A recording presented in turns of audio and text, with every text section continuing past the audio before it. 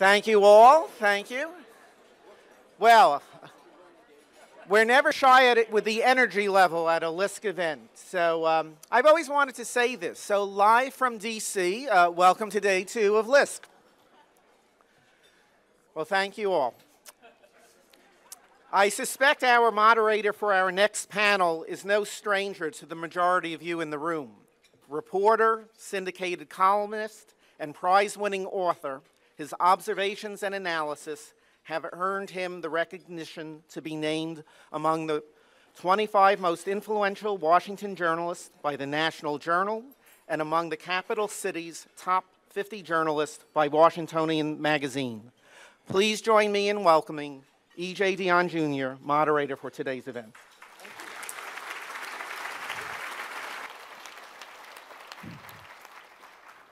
I just saw him walk in, so as someone who was born in Boston, I have to welcome America's Mayor, Tom Menino. It's great to... every other mayor in the room, I hope, will forgive me, but it's still, he's America's mayor. It's a really great honor to be here. I know about the work you all have done, and it's such good work for our country. If you look at the program, there's a little passage that I think helps summarize what we're trying to do here. Communities provide the fuel for our national economic engine. They anchor families. They incubate innovation and entrepreneurship. They're gateways for immigrants. But our communities are also being challenged, as they have been in no other time in our history, particularly by our political environment and deficits. Another way to put it is, everybody loves community until community rubs up against that thing everybody also loves, which is individualism. Everybody loves to help our local communities until state and federal budgets go kablooey. That's a technical budget term that Governor Rendell taught me over lunch. Everybody is for community development until you start counting the costs and talk about specifics. And everybody is for public-private partnerships until you start arguing over what's public and what's private and how the balance is to be achieved between them. So in a way, what you all have accomplished is a real miracle, because I have only described a very small list of the problems and challenges you confront. And we have a wonderful group of people up here to discuss this. I will only give very brief introductions, because if I gave their full biographies, I'd be engaged in a Senate-style filibuster. It's an extraordinary group. I'll do it alphabetically. Henry Cisneros is the executive chairman of CityView. You all know that he is the former Secretary of Housing and Urban Development. And I know him from our parish, where he used to help me chase my son around when he would run away at age 3. He's now 18 and doing just fine. Dr. Michael Greenstone is the 3M professor of environmental economics at MIT. To my right is, I do not mean that in any political sense, is Brent Staples, who's an editorial board member of the New York Times, and I'm proud to say a former colleague of mine. Kathy Wylde is president and CEO for the Partnership for New York City, and former Governor Ed Rendell of Pennsylvania. He is, as you know, the former mayor of Philadelphia. He would have challenged my description of Mayor Menino a few years back. And he is also a former DA for the city of Philadelphia, and a commentator on MSNBC, which now, I learned at lunch, requires him to get up at about 3 in the morning sometimes. 2 quick notes before I open the questioning. First, I'm going to move fairly quickly. I have a lot of questions here. I've actually asked the panel in advance what they particularly want to talk about. But I'm going to move fairly quickly to the audience, because you are the true experts on here, and I honestly trust your questions more than I trust my questions. However, Governor Rendell warned me that he said, "I know this crowd," I'm quoting him, "and a lot of them, when they get up, will be tempted to give speeches." And I asked him if I could quote him on this, and he said, "Yeah, I don't have to run for office anymore." And so when you do get up, I would appreciate it if you could keep your comments short and end them with a question mark. Yeah, there you go. Thank you. We are very in sync as a panel here. Let me start with Governor Rendell, and it's really a double-barrel question I want to ask you. You've seen life from both sides, mayor, governor, and at times like this, when everybody's cutting, unfortunately, the key budget question is not will anyone be shot, but who will be shot, which level of taxpayer will be shot, what programs will be eliminated. And I'm loving to talk to you to talk about how community development efforts get around this huge problem we're going to be facing for a number of years. And just because I know you're proud of it, if you could talk about a little bit about that urban agenda you proposed back in 1994 when you were a mayor, and how relevant you see that as for the moment. Well, thanks, EJ. Let me start by saying everyone knows we have to cut budgets. Democrats, Republicans, whoever the governor is going to have to cut.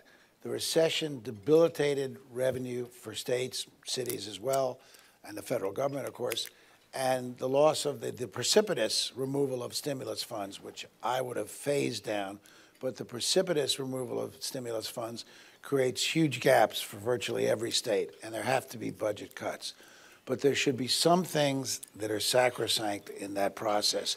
And when I was thinking about the answer to how we meet the challenges that cities face, it's clearly, like so many things, long-term, short-term.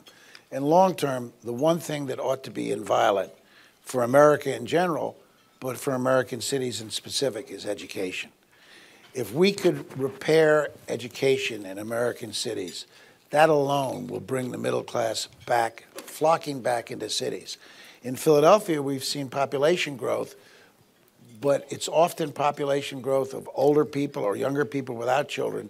We lose the middle class, even the African-American and Latino middle class, because of the state of public education. We've made substantial improvements. We're doing great. We've cut the gap between minority and majority students in Pennsylvania by 28%. We've gone from the bottom third in the national test to number 3 in the national test. But that's because we've invested dollars. That's the key thing. That should be sacrosanct. Everything else, we can absorb cuts in the short run and go from there. Let me say, in terms of what can be done to help cities in the short run, it can work. Simple things like restructuring programs or doing things that really don't have as significant an implication as you might think on the federal budget.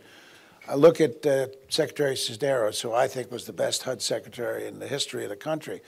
He came in and changed a little program called HUD 108. HUD 108 is, as most of you know, a loan program. I sometimes forget who I'm talking to, EJ. A loan program that was impossible to use before Secretary Cisneros came in. Changed it so cities could guarantee development by pledging their future yearly CDBG allocation. And we were allowed to do it 5 times the total allocation. In Philadelphia, we were getting $72 million a year at that time. So that gave us $360 million of capacity. When Secretary Cisneros opened it up, Philadelphia guaranteed $355 million of development. It changed the face of the city, and we defaulted on less money than the arbitrage earned for us. We actually made money on the program. I don't think we told you that, Henry, but we actually Too late now. Right. So the answer is we can do a lot. And just real quickly, this goes back to what I proposed in '94, but some of it is enormously relevant. A lot of states have no tax, and cities have no tax zones in urban centers. Let's add federal taxes to that no tax zone. Bingo. We zoom. Philadelphia was fighting for SAP to get SAP into Philadelphia. They needed to relocate. We put them in one of our no tax zones, and it looked great. But the no tax zone lasted for 20 years. They were about to sign with us. Some accountant found out that in the out years they would get killed because of the structure of the city taxes. Had we had, and they located in the suburbs, had we had in that zone no or reduced federal taxes for the company, bingo. We would have had SAP today. It would have been huge. It would have been extraordinary for our tax base. Use the tax code. Bring back the historic rehabilitation tax credit. In the 80s, it changed the face of American cities, virtually all of them. It cost very little to the federal budget. Bring it back. You can make it applicable everywhere, but of course cities, because they're the oldest places in the country, would do very well from bringing that code back. Give a federal preference for procurement to firms that are located in distressed areas in cities. Can you imagine if we set aside 10% of federal procurement for firms located in distressed urban areas? What that would do for urban development? I could go on and on. Relocation. We need a real policy of federal buildings should only be, with exceptions only granted by the President of the United States, in hard-hit urban areas. I did that as governor. People said it couldn't be done. I did it as governor, and it brought back a lot of our mid-sized cities, the Allentowns and the Norristowns and the Eries and places like that around Pennsylvania. So there are many, many things we can do for the short run to change the economic picture. Use eds and meds. We created in the state innovation zones for young companies, 7 years of age or younger, that located around university or medical center areas, and we gave them tax incentives. We gave them priority on venture capital. If the federal government participated and put their incentives on top of state and local incentives, you'd have every firm in the country flocking to the zones around eds and meds. So much we can do. It just requires will, and very much of it has very little impact on the federal deficit. Thank you. I'll give Secretary Cisneros later equal time to dispute the idea that he was the best HUD secretary in history. Michael Greenstone, you've done research on communities hardest hit in the last big recession, which wasn't as big as this one. What do those findings tell us about now? Why do some communities bounce back quickly and others don't?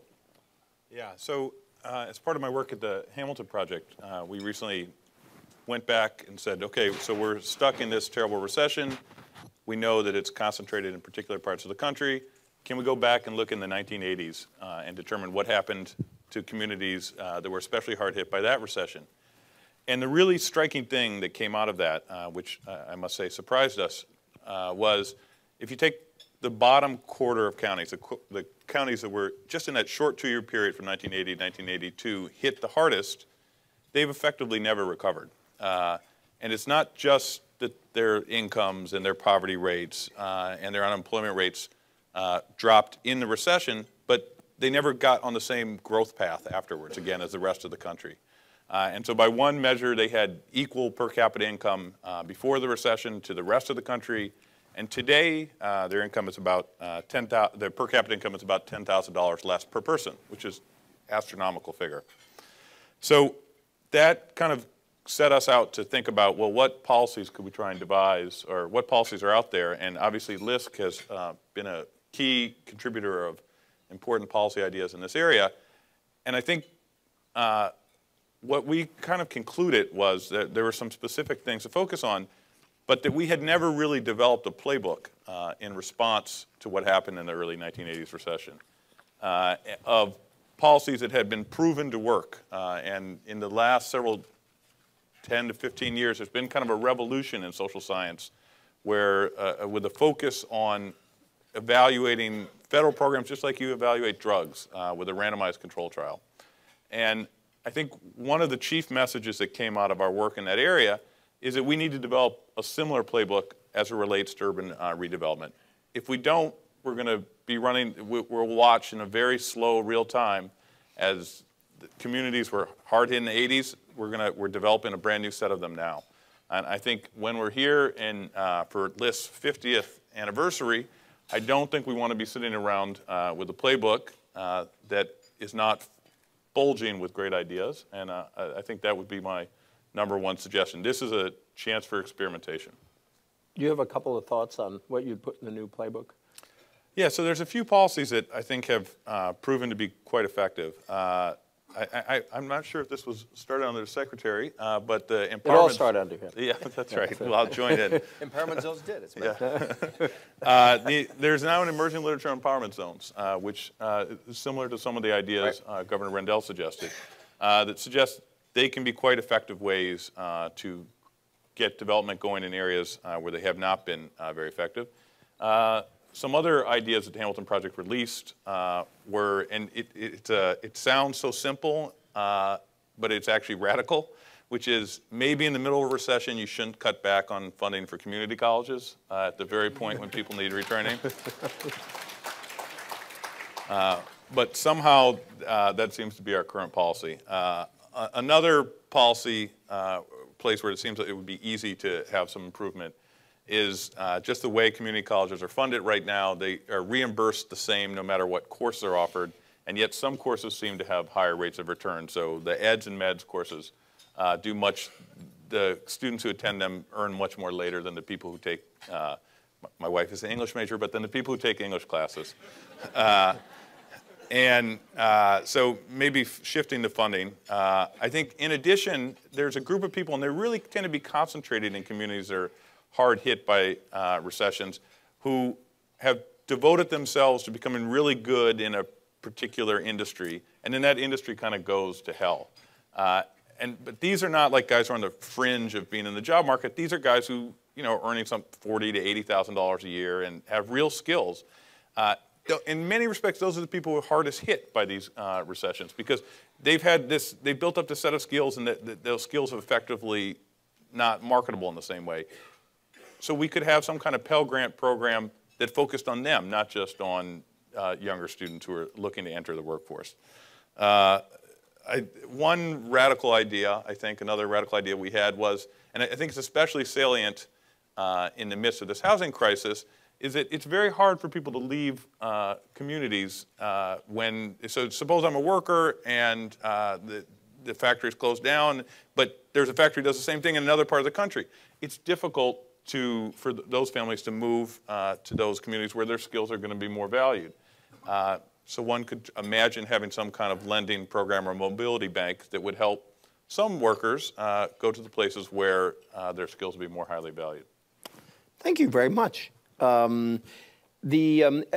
the way, when I first heard eds and meds, I thought it was the no-dose you took on nights you had to stay up all night to finish a paper.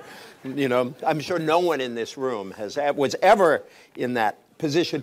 Catherine Wylde, I really appreciated the email you sent me, because a lot of times in discussions like this, and especially at an anniversary, we do lots of celebrating. And you raised some pretty tough questions about the future, which we do have to ask. Let me just sort of toss at you a couple of the points you raised. What is the meaning of a loss of an organization like Fannie Mae, and combined with the subprime crisis? What does that do to the whole affordable housing industry?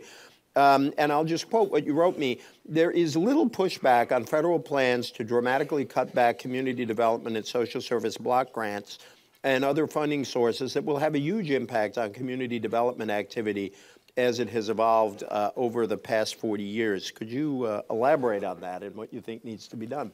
Well, I do it from, I'm looking at this from a little bit of distance, but I spent the 30 years sort of in the prime of the community development movement, from the end of the 60s to the end of the 90s, as we were building a vertical and horizontally integrated infrastructure, starting with the community and working all the way up to the federal government and Fannie Mae, and of course with LISC as a key intermediary. And I remember the early years with Mike Sverdov and Anita Miller, and how it was clear they were creating a clear pattern for how communities would be really the foundation, and the community development movement would provide the connectivity that would bring us together vertically, horizontally, and rebuild our cities and our communities across the country, rural as well.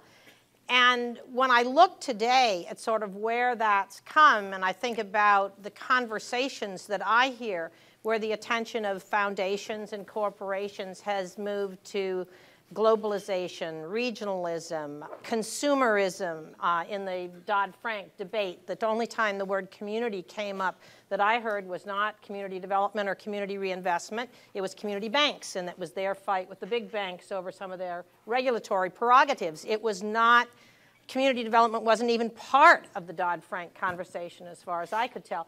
And I think that just my concern is that an infrastructure that is incredibly valuable is, I think, at great risk, because I don't think the business model and the priorities of the institutions, both public and private, that have supported and nurtured this movement, I'm not sure that their attention is still there. And that's obviously a huge challenge for everybody in this room, and how one remains relevant. I mean, the movie du jour last year was Waiting for Superman.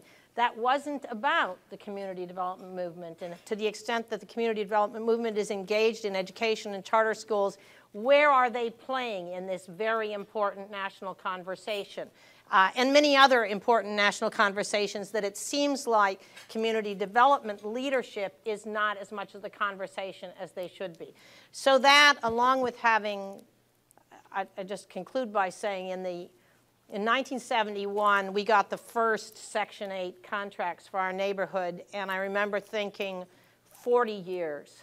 This lasts forever. And here it is, 2011. 40 years are over. And what is, I mean, that generation of activity and commitment, something very major has to come along, or you know what kind of an investment we are going to lose in the next few years. Thank you. To continue with my Boston bias, I want to turn to the Dustin Pedroia and Carl Yastrzemski of HUD secretaries to my left here. I am tempted to ask, to list all the things HUD secretaries have done wrong since you left. But which you should feel, that would actually be a fun question for us, for you to answer. I'm not sure for you. But I'd like you to sort of take us to the basics and and actually do reflect on your time, which is, what are we doing here? What are the real goals of community revitalization, and how have the building blocks changed from your time there? Well, EJ, thank you. I do want to thank the governor for his assessment, though he's going to get an angry call this afternoon from the present governor of New York, who followed me as Secretary of HUD and who told me that he was the best HUD secretary. No doubt. I would say right now he's the best governor.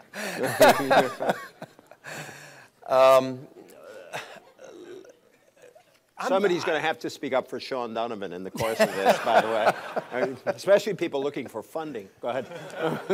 You know, one of the things that we tried to think about at HUD in that era was to build on what are the sort of the on-the-ground strengths in cities and metros that can be harnessed to make work for inner city neighborhoods, for communities in the core city.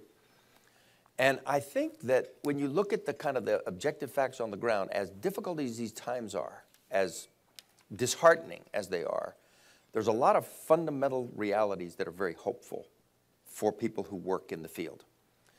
Let me just sort of tick off some things that I think are the kind of the wind behind the sails of cities today. First of all is the new economy.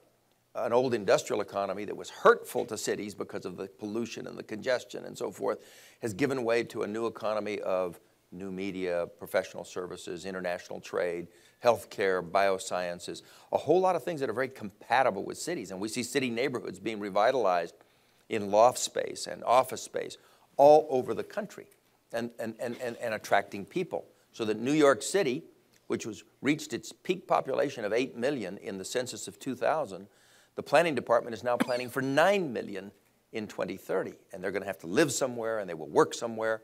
Philadelphia's gaining population. Chicago, which had lost population for 50 years straight, turned the corner in 2000, fell off again in the recession, but is now starting to pick up again. So you got the economic dynamic. You have anchor institutions, like the University of Pennsylvania in Philadelphia, like Marquette in Milwaukee, the University of Southern California in LA, big health centers like Johns Hopkins in Baltimore. All of those are creating income and employment and a real momentum. You have entrepreneurial mayors like Mayor Menino, to pick one of many who are doing things, but his, quote, backstreet strategy. Unglamorous businesses in the back streets that need to stay and be supported. Mayors who once were the heads of patronage organizations in the old days, as in the first Mayor Daley, give way to a different conception of the mayoral role in the second Mayor Daley, who orchestrated vast, private sector resources and was kind of the symphony conductor to make them go in the same direction, the way Mayor Bloomberg is doing in New York now. You have CDCs that once were kind of advocates, Mau organizations at the street level, now very sophisticated builders of path stores and strip centers and housing at new communities in Newark, to cite just one example of hundreds and hundreds. You have the new demographics. We once lived with very, very poor minority populations. And while we still have many poor people, incomes have risen and there's a viable minority middle class in many, many of our cities. That's disposable income. And those are people who want a place to live. There's the creative class of young people who are coming back into the cities. There's the empty nesters who are leaving and coming back to live in stimulating urban environments.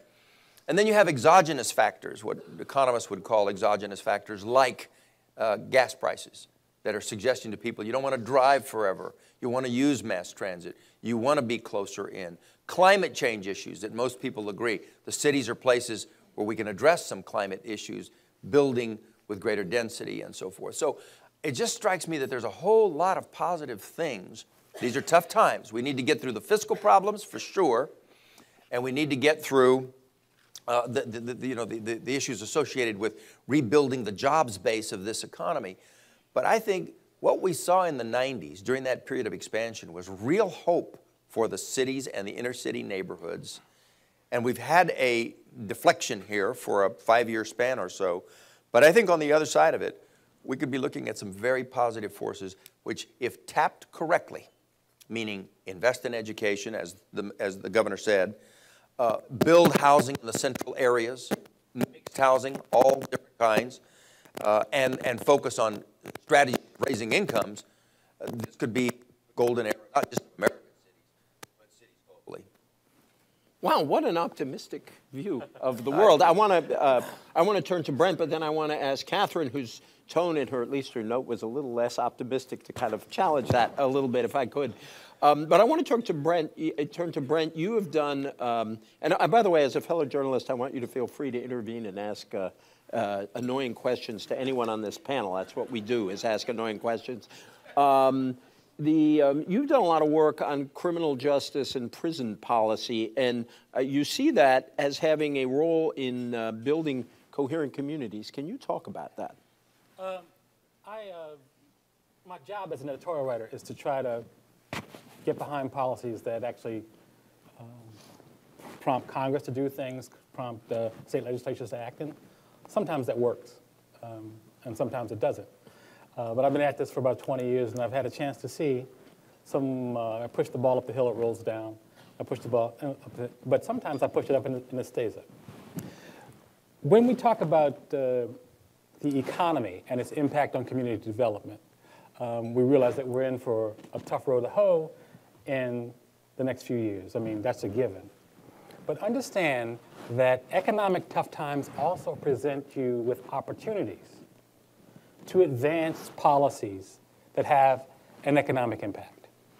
And the little hobby horse, I write about 20 hobby horses for the New York Times editorial page, but one of them I've been riding for quite some time. Sometimes simultaneously, right. It's hard. But one of them I ride is criminal justice reform. Now, this is not something you usually hear discussed in a forum on community development.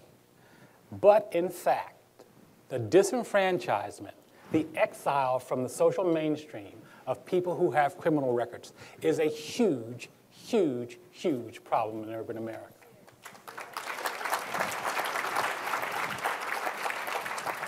It's a huge problem. We have 1 million people in prison, right? We have prison costs. Let's pick a number. You hear different numbers. Okay, let's pick a number, $40 billion. Prison corrections costs is the second fastest growing cost in the country after Medicaid.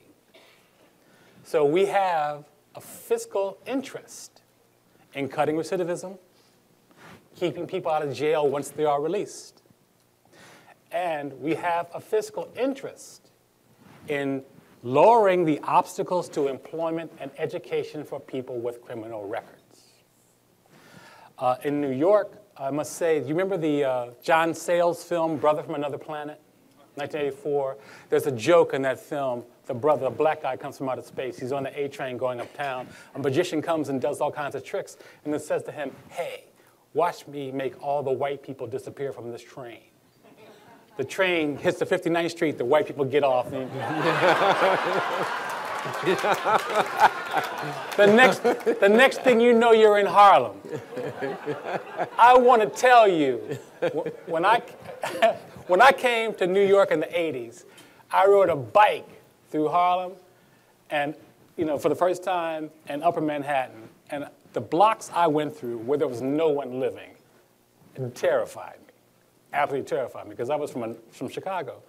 But in fact, if you go through Harlem now, even those of us who make a little bit of change can't afford to buy a house there. And that was community development money, most of it put up by the city to make affordable housing, and we built on that. Same thing in Bushwick and Brooklyn. So New York has seen vast parts of the city reclaimed. And fortunately, the city will keep investing in that because they understand that that's where their bread is buttered. However, we're struggling with this problem of people with drug convictions, minor drug convictions, of people who get in trouble as juveniles and get on what we call the school to prison track. And by the time we get them back, no one wants to employ them. So we have to remove those obstacles, and we have to do it in an orderly fashion. And in fact, we're getting to see that even some very conservative states are realizing this is important. I had a conversation with Mitch Daniels' people recently because they're doing some prison reform out there. They're changing sentencing policies, they're changing parole and probation policies so that people aren't triggered back to prison very quickly for minor offenses. Same thing is happening in Kansas. Same thing is happening in Texas. And I used to write about this, and I'd write these editorials, and I would say, the United States stands alone in the developed world in the way it imposes post-prison sanctions on people. No one in the developed world does this, and people would yarn. And I write these editorials, so you have a moral responsibility. But when I start writing about, you might save $2 billion, everybody start paying attention. So you can advance certain agenda at a time of economic distress that you might not advance in other times. And I would say that for the community development organizations, this idea of integrating people back into society, into jobs after they get out of prison, of keeping them out of prison in the first place by diverting juveniles into community placement programs, and by advocating policies that remove obstacles to education and employment for those with convictions is a huge, huge economic and a huge community development issue. Could I just say, I recently was talking to a recently elected mayor. You might be able to guess who he is. And he said that during the campaign, the question that haunted him most were neighborhoods in his city where 45% of the males were ex-offenders. And the question is, what can you do to give them their first step into the employment market? And that it was, he saw this as one of the central problems he had to deal with as mayor. Catherine, could you, I did want to invite you to challenge the optimism we heard over here. I don't mean to put you in that role unless you want to take it, but, or maybe link that optimism with what might get in the way of the developments that Henry talked about, and Governor Rendell, if you could build on that also. And why don't we have people start lining up at the mics left and right here. You don't have to sort on ideological grounds. This is not where, this is an oasis from Washington in this room. I'm not pessimistic. I just don't see where the thought leadership and the organizing leadership is coming from in the community development movement to take on some of these big challenges. I mean, number one, Brent just mentioned the money that came for the redevelopment of the neighborhoods. That was mostly private money. It wasn't city money. The city gave land, tax abatement, but whether it was syndication of the tax credits or whether it was the sale of tax-exempt bonds with FHA insurance, there was a huge infusion of private money. And in terms of federal programs and public and political initiatives, city, state, and federal, that are aimed at managing the direction of private sector social capital into the communities, I really think that LISC is there, but there aren't a lot of others. And to me, that's a concern, is how do we have to change, what changes in the infrastructure, in the focus, who are the allies that have to come together to be able to forge the kind of investment strategy at a point where you're going head on against the principles of Dodd-Frank and everything they're doing to increase capitalization, reduce risk. I don't know if you saw the FDIC's come out where you have to have 20% down to buy a house. And without Fannie Mae, we won't have a 30-year mortgage. The 20% down to buy a house, that's what we fought against in 1981. I went to Fannie Mae and begged and pleaded. I said, this is for speculators to buy in neighborhoods. Nobody who's an owner-occupant can afford 20% down on a 2 or 3 family house. What are we talking about here? So it's like I don't hear that conversation coming across with leadership that's representing the other point of view. I mean, people sat back and listened to half of Congress at least, and much of the talking heads on television blame the affordable housing industry for the financial crisis. I mean, how did that conversation not? I think that's a sort of echo you hear about Freddie and Fannie, but I think it's possible to preserve the 30-year mortgage without Freddie and Fannie. I think there are schemes that you can put together that a lot of economists have already laid out. Well, the schemes have been kind of the problem. No. I guess I used the wrong name. But it's possible to develop a strategy to preserve the 30-year mortgage without Fannie and Freddie. I think it's possible. The other thing, I don't want to nitpick here, but in fact, in the 80s, Koch and people did commit a lot of money, a lot of city money to redevelopment of places. And in fact, in the 80s, they used to own three-quarters of Harlem, and they did a great job. Through tax arrears. Yeah, and they did. But that was basically disposed of the private sector. Well, that wasn't really the argument. My point is that we built institutions that have been public-private partnerships that I think are a model for the kind of infrastructure investments you want to make. And we have that in the affordable housing industry. And I don't think people recognize the value of this infrastructure for the priorities and the evolution to regionalism and to globalism and to dealing with public infrastructure challenges and P3 challenges. I try and preach to them, we have a model for this infrastructure. It's in the affordable housing and community development industry. We've spent 40 years building it, and you're not using it to solve today's problems. Governor, do you have a response to that? And also, could you talk about, you don't see urbanism as a real key to the Obama administration's strategy, if I understand what you think on this, right? Could you? Well, first of all, she's right. That's my response. But in terms of the Obama administration and urbanism, they haven't made it a central theme, clearly. And part of that is because I have incredible empathy for President Obama, because there are so many things that he had to deal with that were A, unexpected, B, not of his own doing, and C, sucked a lot of the oxygen out of the air. No question about it. And if you're a progressive and you're disappointed, keep it in context. I mean, it's unbelievable how, you know, all of these plans come together and extrinsic factors come in and pull the rug out from under them. I mean, I've often wondered, you know, what could have happened if the recession hadn't come along. I mean, we were, in so many ways, we were making so much progress, and it was like a dirty trick, because all of a sudden, everything was put on hold, or worse, rolled back. And we were getting there. I'm not sure I'm quite as optimistic as Henry was, but we were getting there. And then the blunders the administration made at the beginning which in my judgment were mostly communication blunders, created this atmosphere in 2010, which the 2010 election was extraordinarily harmful because you can't get anybody to talk about spending or investing money in this country. They're all scared to death.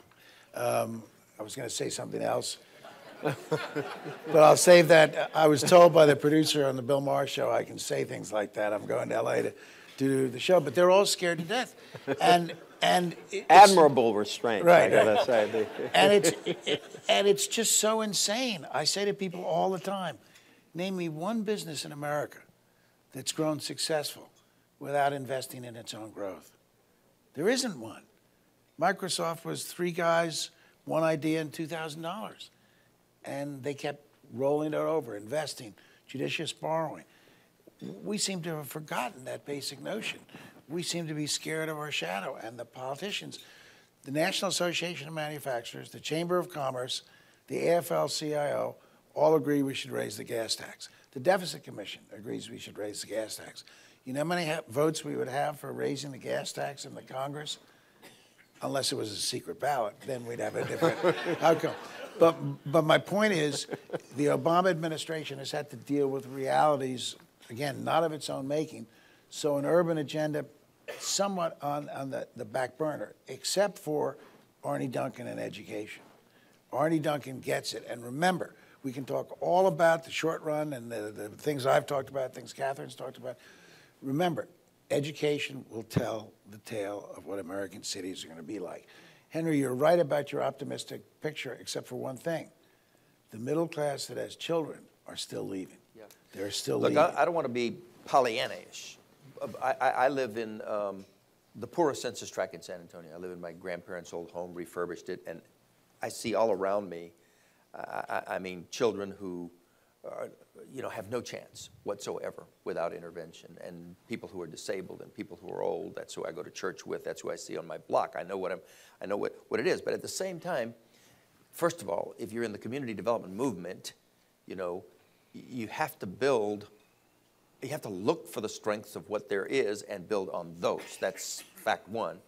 And the other is we're presented with a set of realities, like the fact that we can't get the Congress to do certain things, like the fact that they're going to cut monies, like the fact that the administration doesn't have the freedom to act. And so you have to work from that. And I think even saying that, there are some real opportunities. I mean, there's some. You mentioned earlier the lack of thought leadership in this arena. You've got the Brookings Institution telling us that this is a metropolitan nation, that in 100 of just the 100 largest metros, we have 65% of the population, 75% of the GDP, 78% of the research work. I mean, that's something to work with. You've got a school reform movement in virtually every city in the country now, including big time in New York City, and charter schools and magnet schools and all kinds of ideas. I mean, I understand there's cuts that are occurring, and yet we have to work in the context of what we know and what we can do. We've got an opportunity to build new infrastructure with an infrastructure bank or other strategies. We're at a point of inflection where new infrastructure is possible. It can change things like the smart grid introduces ability to fight climate change. We've got immigrants who want so badly to integrate into our society, and they bring a raw energy to the system. And if we can figure out how to do immigration reform and make a lot of those legal who are presently illegal, they're here to stay and they're here to work. So all I'm saying is, when you work at the community level, clearly we need something different from Washington. But this president inherited a huge recession, 2 wars. Right. I agree with you on that. Is not going to help it. I agree with you on that, but I somewhat disagree that we can do this. And Catherine's right. There are models, and we want to get the private sector involved more in infrastructure, et cetera.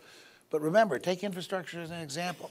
Sure, I was a proponent of 3 Ps, and 3 Ps will work, and the private sector's got money to pour into rebuilding the American infrastructure when there's a return on investment. Pennsylvania has 6,000 structurally deficient bridges. We might be able to get away with tolling 10 of them so that the private sector might be interested. What do we do for the other 5,990? we've got to invest money in our own growth. You take away volume cap, and what happens to all of the great tax credit programs, which have been so important to the community development movement? So, you know, I agree, there are a lot of good things happening, but we got to get back on track. We got to be the country we once were. Do you think when they built the Erie Canal, there was someone scratching their head saying, oh, it's too expensive, or it's too complex, we'll never get that done? How can we do it? Where, you know, how do we get the right of way? We gotta. Was there right of way back when they built the Erie Canal? There are a lot of people who thought it was a crazy idea. By the Right. way. And there are people today that think rebuilding the American infrastructure is a crazy idea. You give me a $3 trillion, 10-year infrastructure repair program, and I make American manufacturing revitalized and healthy, and I make the economy start to boom. Because that's where the 40, 50, 60, 70, 80, $90,000 jobs that can be held by non-college graduates, that's where they are. That's where they are. I want to bring Michael in. A couple of things. One, I do want to invite people who want to join the conversation to come from the mics. I may have intimidated you by quoting Governor Rendell. So you can give a little tiny speech if you want. But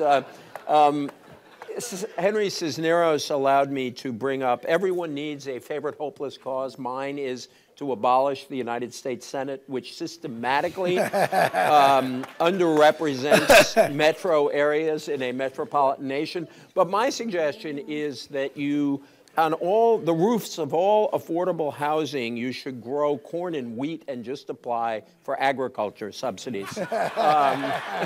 Michael. A little hard to follow up on a call for more agricultural subsidies, but I guess at LISC, doing agricultural subsidies for urban areas is a good idea. So I just wanted to pick up on what the governor mentioned about a lot of the excitement and energy I think that Arne Duncan has created around reforming the educational sector. I think, and just returning to my earlier point, I think what he has tapped into is a clear focus on the bottom line and a clear focus on evaluation and a clear focus on results. This discussion has raised the point that we're kind of in a crisis with respect to the budget. And I think the reason that there's more money in the Department of Education's budget is because Arne Duncan is going to promise results or get rid of the people who can't do it. And I think in the urban development community, I think there's an opportunity to kind of follow that same path, which is define clear results or clear goals and say this program will do this, test it, and if it doesn't, we're going to find another program that does it. And I think there's a real opportunity for that. And because I think right now, if we were being honest with ourselves, it's very hard to say, would $1 more in community development block grants be more useful than $1 in infrastructure? I don't think we know the answer. And so just to return to what I said earlier, if we're not going to be here at the 50th anniversary, Michael Rubinger will be organizing that too as well. We'll all be back. We'll all be back. We should be able to tell him, and we should have a playbook of answers. So. Thank you. Over here at the mic, please. Yes. Could you tell everybody who you are also? Yes. My name is Robert Killens. I'm from, is it on? Oh, it is. I'm from the Greater Cincinnati Foundation in Cincinnati. My question builds on the question about prisons. Yes, sir. And the fact that many states are trying in the short term to offload those costs through privatization and passing on that cost.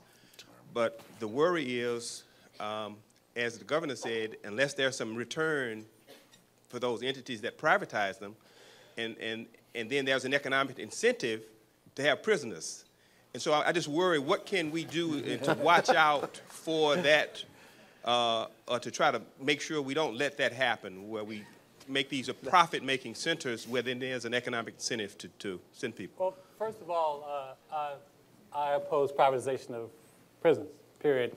I think the experience has been a bad one, and it's led to inhumane treatment that's a shame of the developed world. So I just don't go with that.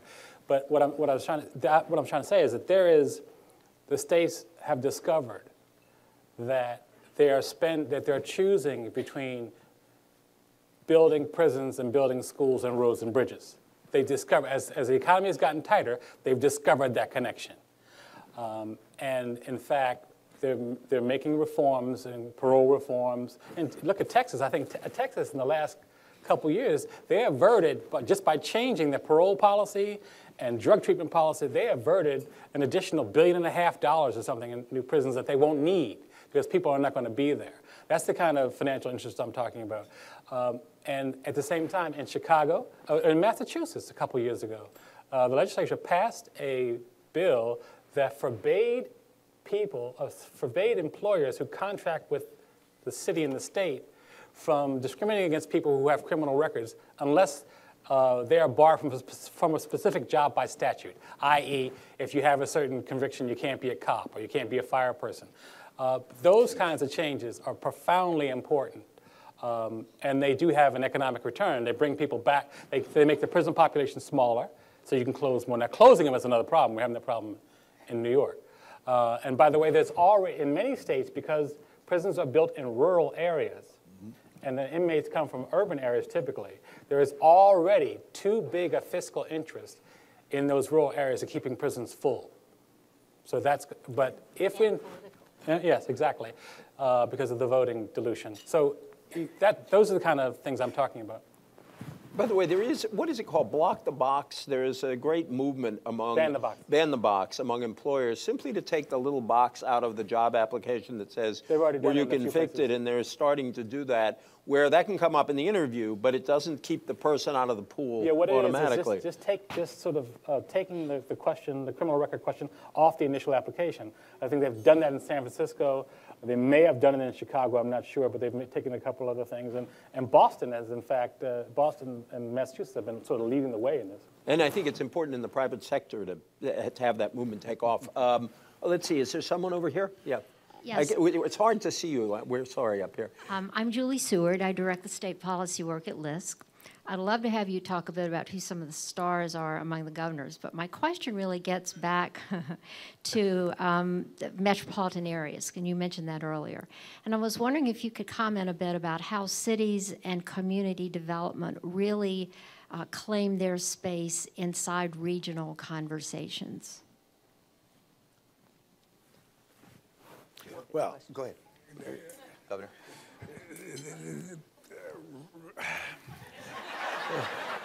I struggled with that for 8 years as mayor. I've struggled with it for 8 years as governor. You can incentivize regionalism to a degree. The only way in the Palace of Truth and Justice that regionalism works is if you've developed some form of tax sharing. Now, in the old days, tax sharing, the suburbs would look at that and say, oh my gosh, we're going to do tax sharing, we get all the development, they get. Now it's starting to change. So you might have an environment now where you could put something real together. Minneapolis, St. Paul, and I think 78 of its suburban communities have a form of tax sharing. Of course, I always said, and I know this is an oversimplification, I always said, well, that was easy. Everyone in Minneapolis, St. Paul, and in those 78 committees was blonde and tall, so it was easy to do. But I know that's an oversimplification. In fact, Minneapolis had a great African-American mayor. But there were problems with it. But now might be the time to do it when cities are starting to gain population and gain tax base in some of the areas we couldn't do it. But that's the way to do it. And can we devise a plan to incentivize it? I'm not sure. You know, when Governor Rendell was slowly trying to get his thoughts together, I thought he was thinking stars among the governors, but I'm not there anymore. Henry Cisneros. Well, I would say that it's impossible to think about revitalizing the core city without thinking of the living organism that is the whole functioning economy of the metro. Because the metros are defined in contrast to each other by what they do, and it's not confined to the city limits. So you've got to capture economic momentum that is broader. I frequently use the analog of flying into a metropolitan area at night, and you see just a mass of lights. You have no idea where the city ends and the suburbs begin. It's just a big living mass of human interactions and economic interactions, and that's the basis on which you got to harness that to make it work for the core city. And more that means job exchanges, ways to get people out to the jobs, out at the airport, out at the research parks that are out on the loops, creating housing partnerships so that poor people who are displaced from public housing can live with Section 8 vouchers that allow them to live anywhere in the metropolitan area near where some of the jobs are, and really create a real functioning mechanism that is metro-wide. I think that's very important. As to the star governors, I teased earlier about my friend Andrew Cuomo. I think he's going to be a star in New York. I think he's got a sense of what needs to be done to get through this economy, and he's a builder. So I think you're going to see some real progress in New York in the years to come. Jerry Brown was mayor of Oakland and attorney general, and he understands what needs to be done. It's very tough in the short run. He's offering some ideas about a state referendum to deal with the current fiscal problems because he knows the legislature won't pass taxes. So he's asking the people to vote on taxes if he can get the referendum set. But I think over the long haul, we'll see positive things coming out of California again. This is a very, very tough time, and the stars are going to be tainted, you know, getting through this period. But there are people who understand what needs to be done long run, and those are two of them. Could I ask? Yeah, go ahead. Can I just very quickly, because I'm a mechanic, and I respond to the question differently than the public officials. I think that the mechanics of doing this, of including the community development infrastructure, bringing them to the center of these conversations is really important. In New York, Governor Cuomo has laid out, and I think it's about to be adopted as part of our budget, that he will set up regional councils that are going to think about the economic development plan. And I think that's an opportunity and an infrastructure where community development leaders can play as part of the larger public policy initiatives. I think Bruce Katz and Brookings have begun to do a good job of creating a communication infrastructure that community development, LISC, and the leadership of the community developments have to plug into more. I think that we could have had the community development movement and should have the community development movement far more involved in race to the top applications and in bringing a much more practical, constructive, grounded conversation to what otherwise becomes a very divisive, you know, sort of it's union, bureaucrat, and other political interests, the charter school interests. The community development movement has an infrastructure that could solve a lot of those problems by virtue of their focus on the end game and the outcomes. So I think those are examples where, as these new structures were developing to deal with our problems, we talked about infrastructure before, you talked about criminal justice. Community development movement has by far the most mature infrastructure of people and talent and engagement of any sector. And I think we could plug that into the biggest problems that are facing it. And it's a matter of sort of going beyond the traditional bounds of where your focus was and figuring out what are the new revenue models, what kind of programs do we have to create so your work in these other areas that are society's biggest challenges today is underwritten. I'm going to throw a quick... Watch Governor Hickenlooper in yeah. Colorado. That's another one that I think is going to be a star. He was the former mayor of Denver. Very, very sharp guy. I keep noting that former mayors who are now governors are getting very good play here. Dan Malloy in Connecticut's another in that category. EJ. Yes? Governor? Governor Menino. Over here, I want to put a question on the table. I don't want you to answer it now, but keep it in the back of your heads as we're answering the others. I mean, there is this giant problem everybody's facing, which is for the next 2 or 3 years, you are going to have states cutting and cutting and cutting. And a lot of that is going to push problems down to cities and counties. And how in the heck are the people in this room supposed to deal with that problem? But please, over here. You know that this is Bob Rubin. Oh, I didn't say. Bob, how are you? Former Secretary of Treasury. Yeah, there. EJ, Bob Rubin. I'm involved with, I'm chairman of LISC.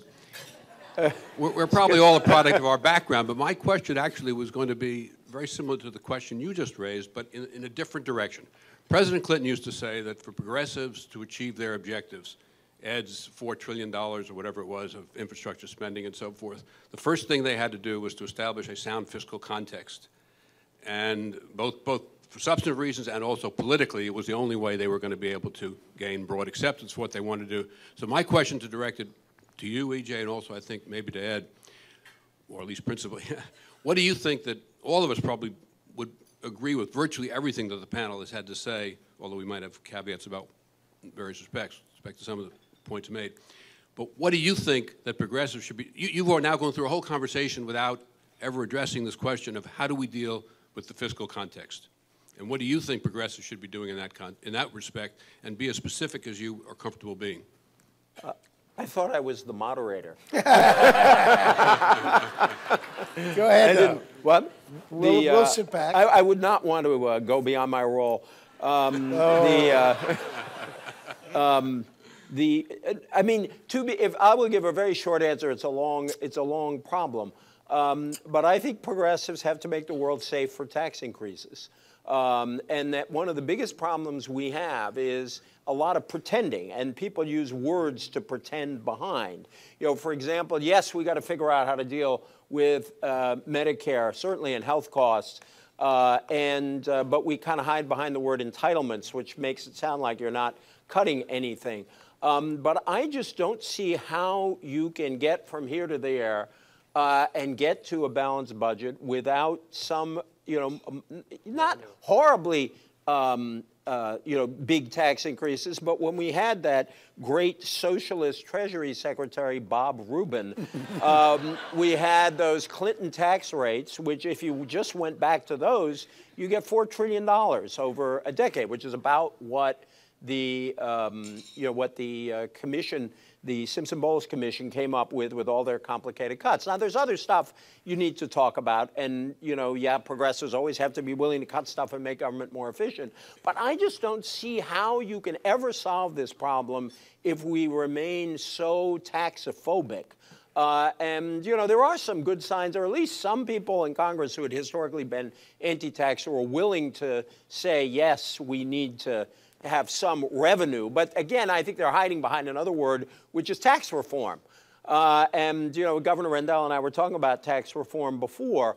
I am for it and skeptical of it at the same time. So many of the things that Governor Rendell is for is using the tax system for this and that.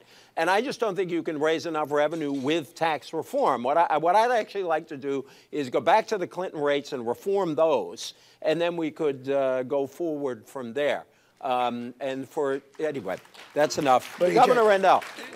Just real quickly, Bob, I think this is the seminal question that's facing the country right now, and you're absolutely right. I think we have to start by positing that we have to make cuts. And some of those cuts are going to be painful. And we have to do triage. We have to look at a whole array of programs and agree to cut the ones that may have a laudable purpose but aren't achieving their goal. Unless we progressives do that at the beginning, we lose all credibility with the public at large, and there's no question about it. Then the second thing we've got to do is sell the benefits to increasing revenue. Sell the benefits. Just a quick political story. When I was running for re-election, my opponent was Lynn Swann, who was a great football player for the Pittsburgh Steelers. A very good-looking, charismatic guy who spoke well and raised a lot of money, not in Pennsylvania, but from conservative groups all around the country. The whole campaign was, he raised $14 million, that I had the second largest tax increase in the history of the state, $2.7 billion, most of which was to cover a deficit that the Republicans left me, but about a third of $1 billion. He never said that in the campaign. A third of $1 billion for early childhood learning. The first poll after they announced Lynn Swann was within the margin of error. Then I proceeded over the next 7 months to talk about what we had gained, to talk about the improvement in our educational scores, to talk about the fact that our unemployment rate was consistently lower than the national average, to talk about the fact that we were the third leading state in the production of green energy jobs. We talked about things that we had accomplished, and I wound up winning by 22 percentage points. We're afraid of our skins. We don't sell the upside to raising revenue. And there is a tremendous upside to raising revenue. And it's true, and people get it. One last poll result. In Pennsylvania, Governor Corbett, true to his word, and he deserves credit for consistency, refuses to sign any revenue increase, is going to give us a tax budget. And by the way, I think this is a great exercise for America, because after 2 or 3 years of seeing what a cut the budget philosophy is, people are going to be banging on the door to have government start spending money again. I believe that with all my heart. But they took a poll. Governor Corbett cut 52% from all of the educational allocations to our community colleges, our state universities, and our state-related schools. He cut $1.1 billion out of K through 12, 25% of it on the city of Philadelphia, even though we only have 11% of the students. So he did all of that. Recent poll, 98% of the public does not want to see education funding cut to balance the budget. 98% of the public. You couldn't get 98% of Pennsylvanians to agree this is Thursday.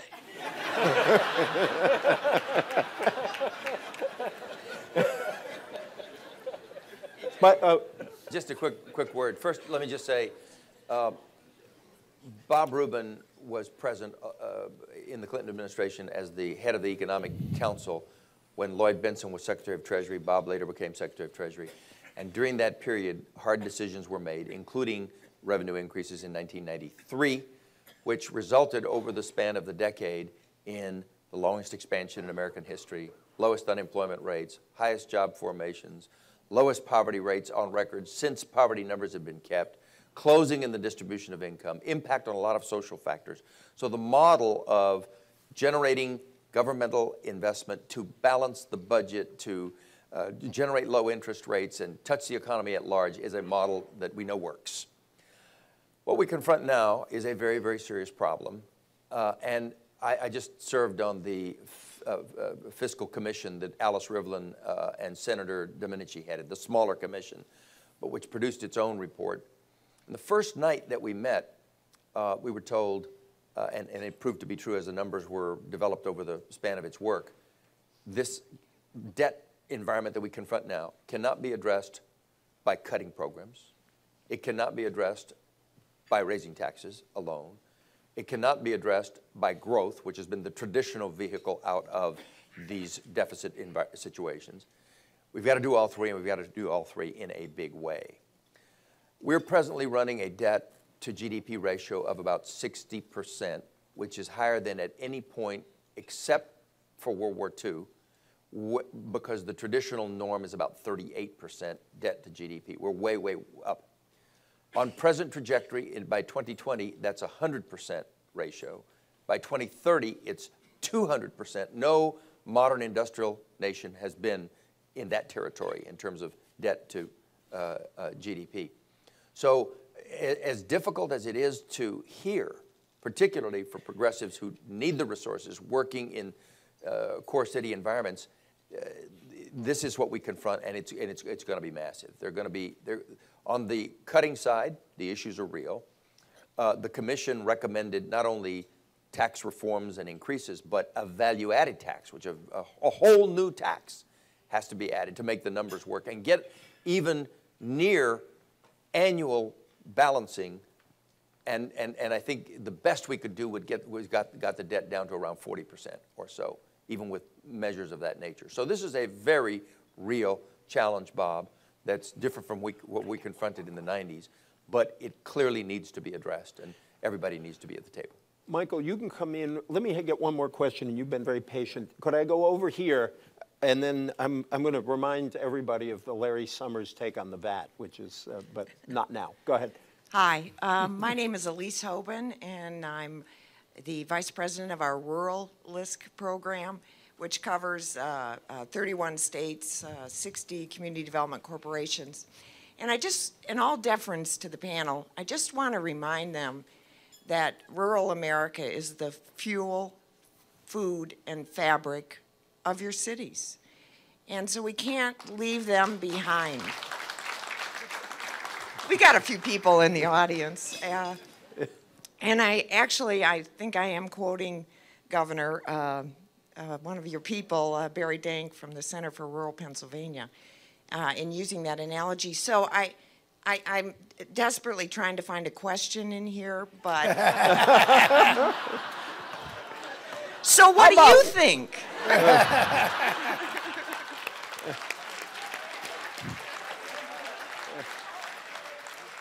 I was thinking, what do you got against the countryside, Michael? You know? Well, I think the rural part of America is a part of America, and it should remain that way. And I think what I'll try and do is connect it to what Secretary Cisneros just said. Hope this is going to work. I think people talk about the deficit and people talk about the debt. And people also talk about another long-run trend, which is the stagnation of wages for many Americans. And some of those Americans live in rural areas. And I think what's important to remember is, which I'm just going to drive Secretary Cisneros' point all the way home, the debt isn't really, or deficit isn't really an abstract thing. It's a walking around ticking time bomb. And so we thought this recession was crappy, and it did all kinds of things we didn't like.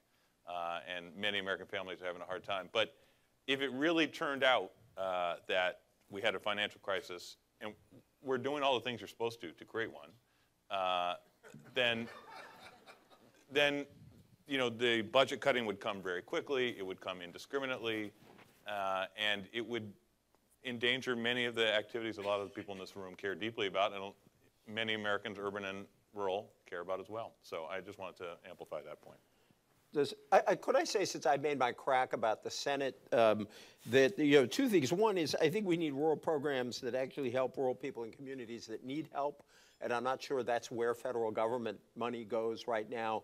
And secondly, I do think in one area where we really ignore the rural areas is in our whole education discussion. We focus very much on inner cities, and some of the most difficult, you know, places with some of the most difficult problems are poor rural counties in America, and we really need to, so despite my views on the Senate, I want to identify with that part of your view.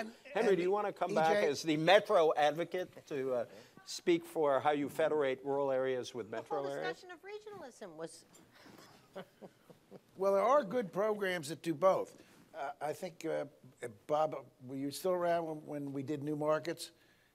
New Markets is a program that's had a great, no, I know, but I didn't know whether you were still there. New Markets is a program under the Clinton administration that's had tremendous value in rural areas and tremendous value in urban areas as well. There are programs that can be fashioned to do both. In fact, didn't the Empowerment Zone have a rural set aside? Yeah. Oh, I think I'm being told I got to end this. First on the VAT, I can't resist. If you've never heard it, you should hear it. Is Larry Summers said we don't have a VAT because liberals think it's regressive and conservatives think it would be a money machine for government. And we will get a VAT when conservatives realize it's regressive and liberals realize it will be a money machine for government. I want to thank a panel made up of the 5 best actual or potential HUD secretaries in the history of our nation. Thank you all very much.